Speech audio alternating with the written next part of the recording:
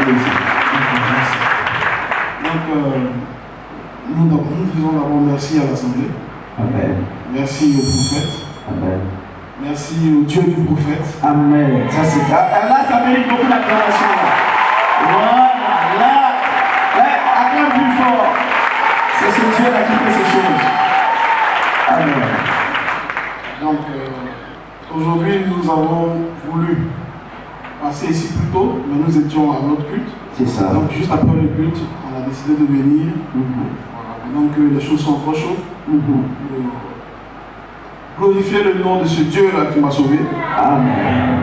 Et puis, faire le retour à papa. Oui. Que je ne connais pas d'ailleurs. Moi, je ne vous ai jamais vu, je ne vous connais pas. Je ne connais pas. On était après notre culte. Et puis, la prophétie ici a été dite. Donc, on a notre tante qui nous a fait le retour de venir. Et nous sommes venus. Et puis, on a reçu la prophétie. Nous avons exécuté vos recommandations. C'est ça. De se mettre en jeûne pour les 2 jours. Donc, mon épouse et moi avons pris le jeûne. Et le mardi, comme convenu, nous sommes rendus à la levée de corps de ma mère.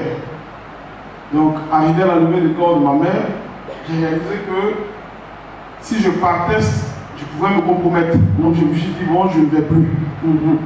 Et j'avais prévu une enveloppe à envoyer à l'oncle au village pour continuer, puisque ici, j'avais déjà fait payer les frais de conservation et puis tout ce qu'il fallait. Et quand on a fini de faire la mise en pierre et tout ça, j'ai appelé ma grande soeur.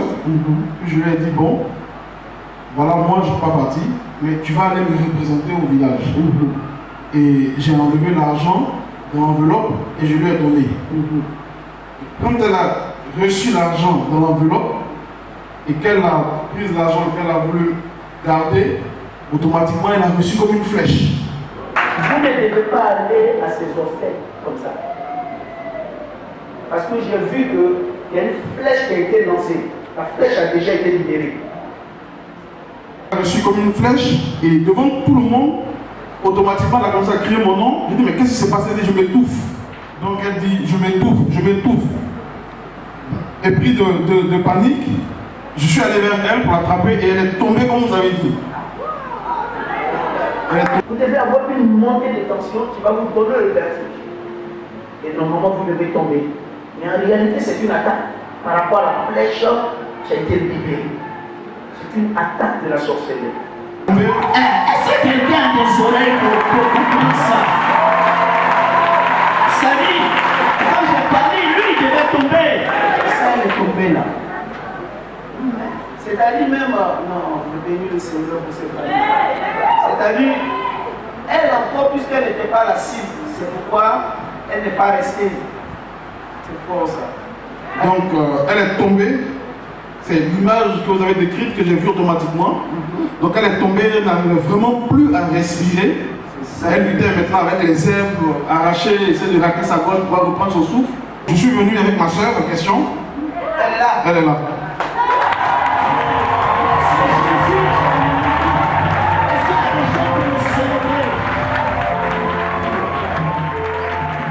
Donc, ma soeur qui va maintenant aller pour le village, et arriver au village, tout le monde lui fait des histoires parce que je ne suis pas arrivé.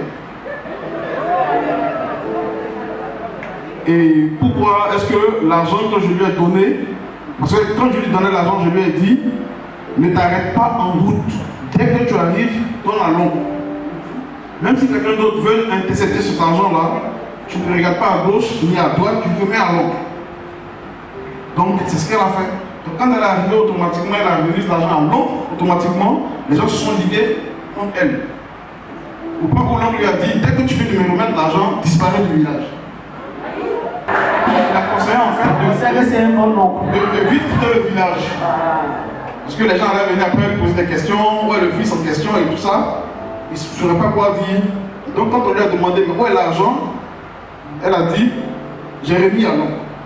Et moi, à 4 h du matin, j'ai reçu un coup de fil du village qui me dit, puisque en fait, quand j'ai expliqué à mes petits frères, ils m'ont dit, bon, tous on fait bloc derrière toi, on reste à Abidjan. Donc personne ne va.